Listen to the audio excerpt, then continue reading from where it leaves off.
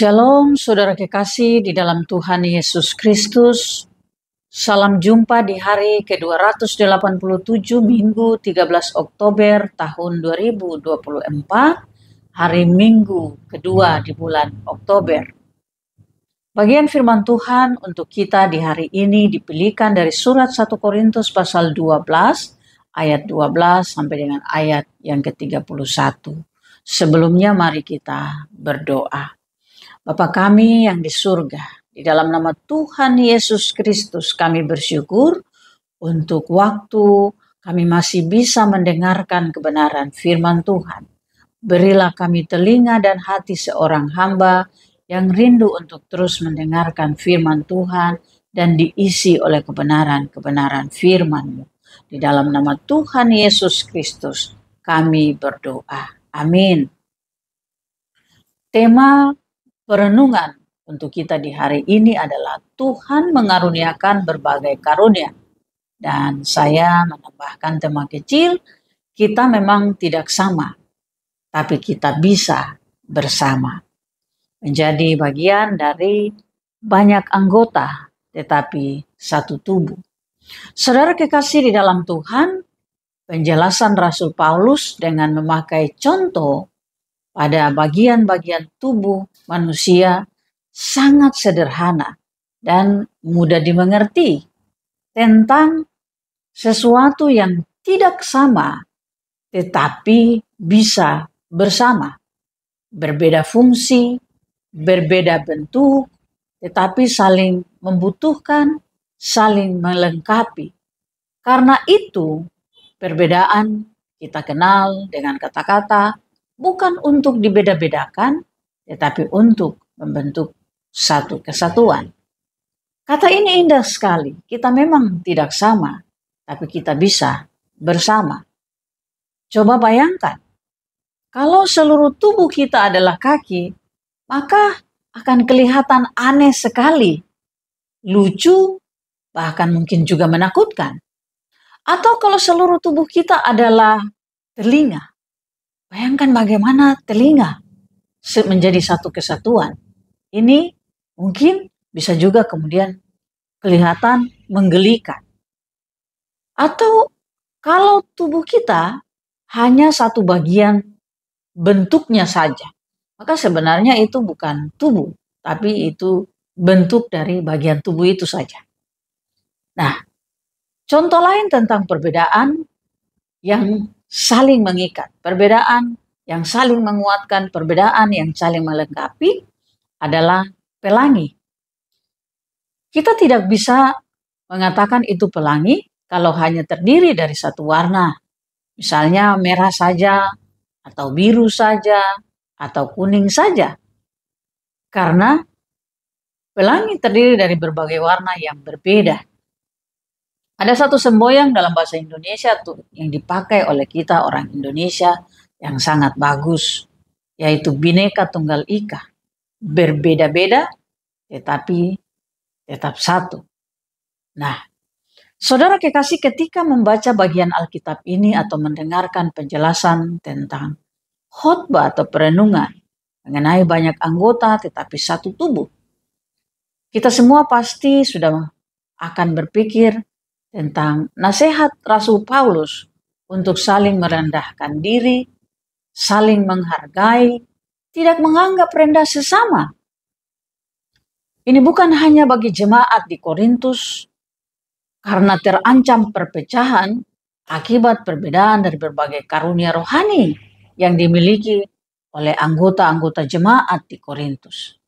Tetapi ini juga menjadi nasihat, menjadi kekuatan, menjadi hikmat bagi setiap orang yang beriman di dalam Kristus Yesus.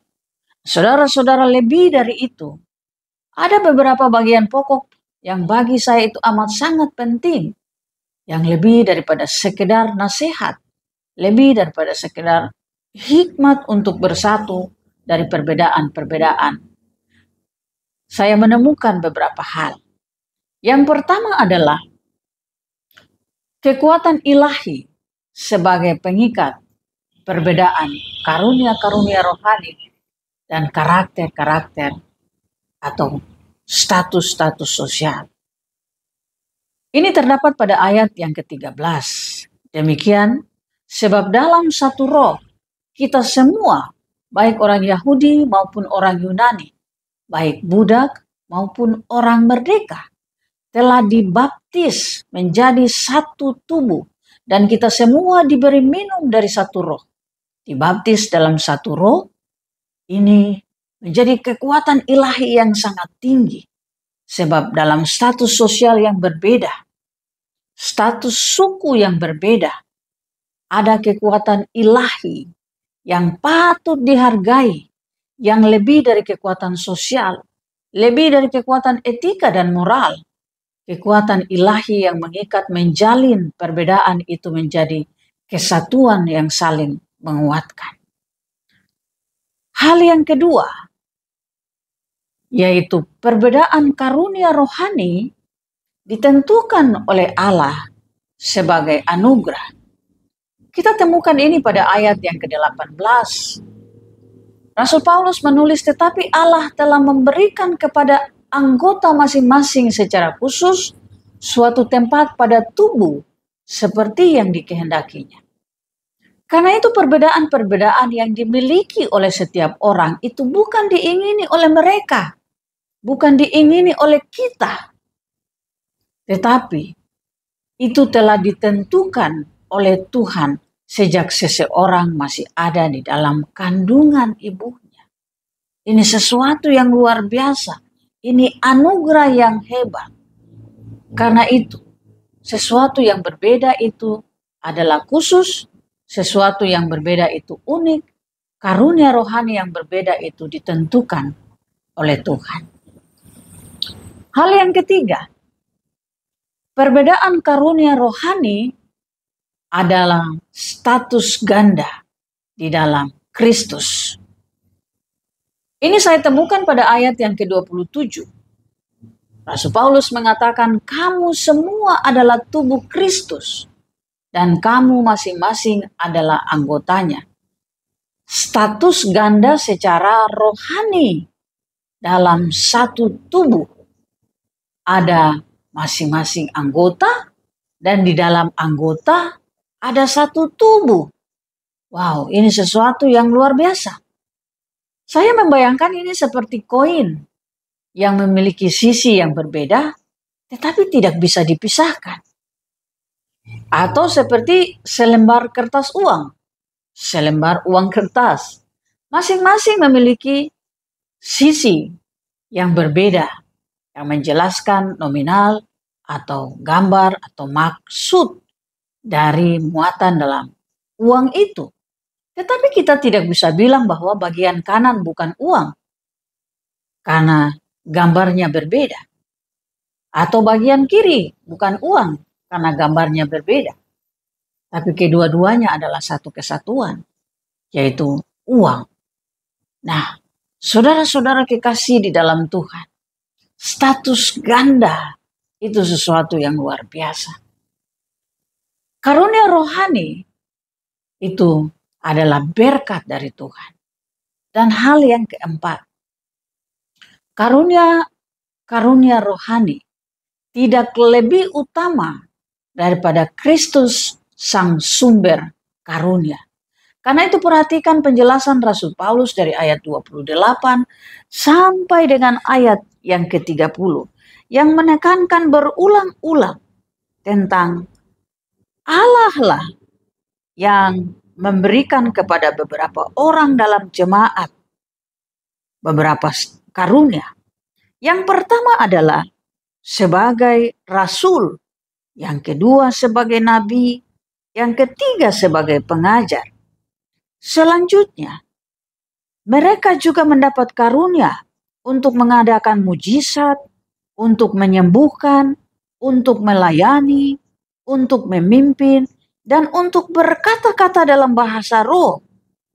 Tetapi, apakah masih mereka semua rasul? Atau mereka semua nabi? Atau mereka semua itu pengajar? Tidak. Masing-masing orang dengan fungsi dan tugasnya, masing-masing orang dengan karunia-karunianya. Karena itu Rasul Paulus menekankan, berusahalah untuk memperoleh karunia-karunia yang paling utama. Dan kata-kata ini penting, ia katakan, dan aku menunjukkan kepadamu jalan yang lebih utama lagi. Apa maksudnya? Jalan yang lebih utama lagi yang ia tunjukkan tadi, yaitu bahwa ada kuasa ilahi, ada kekuatan ilahi yang mengikat perbedaan-perbedaan itu, yaitu dibaptis dalam satu roh. Dan karunia itu ditentukan oleh Allah sendiri. Jadi yang lebih utama adalah Kristus, yang adalah sumber dari segala karunia rohani itu. Nah, saudara kekasih, jika kita menghubungkan ini ke dalam hidup kita, dalam status sosial kita, maka kita tidak hanya terbatas bicara pada perbedaan karunia-karunia rohani dalam pekerjaan dan hidup pelayanan persekutuan orang-orang percaya yang kita kenal dengan jemaat atau gereja. Tetapi juga perbedaan-perbedaan dalam status dan kehidupan sosial kita. Perbedaan status ekonomi, perbedaan jenis kelamin atau gender, laki-laki atau perempuan, perbedaan golongan, suku, dan sebagainya. Perbedaan-perbedaan ini tidak boleh menjadi alasan bagi kita untuk konflik. Tidak menjadi alasan bagi kita untuk tidak bisa bersama. Perbedaan-perbedaan ini tidak boleh menjadi alasan bagi kita untuk membanggakan diri atau kemudian sombong. Atau juga merasa rendah diri dan menjadi minder. Tetapi perbedaan-perbedaan itu dapat dipergunakan sebagai ruang, peluang untuk membangun kekuatan bersama, untuk membangun topangan, untuk membangun ikatan yang saling menopang dan saling menguatkan. Karena saudara-saudara, yang kuat belum tentu selamanya kuat. Yang lemah belum tentu juga selamanya lemah. Ada saat di mana orang yang kuat membutuhkan orang yang lemah, dan ada saat di mana orang yang lemah juga membutuhkan orang yang kuat. Karena itu mari kita belajar dalam banyak anggota, tetapi satu tubuh. Sebab Tuhan memberikan kepada kita berbagai-bagai karunia untuk saling melengkapi dan untuk saling melayani sebagai tanda kita menghormati dan menghargai Tuhan yang menciptakan perbedaan itu. Tuhan memberkati kita. Mari kita berdoa. Ya Allah, Tuhan kami bersyukur untuk anugerah yang Kau beri bagi kami.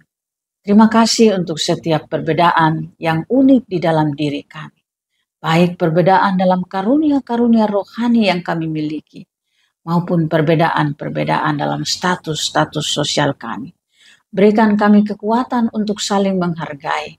Berikan kami kemampuan untuk saling menghormati. Terpujilah Engkau ya Allah Tuhan kami yang menghargai kami dalam status kami sebagai orang-orang yang berdosa. Dalam nama Tuhan Yesus Kristus kami berdoa. Amin.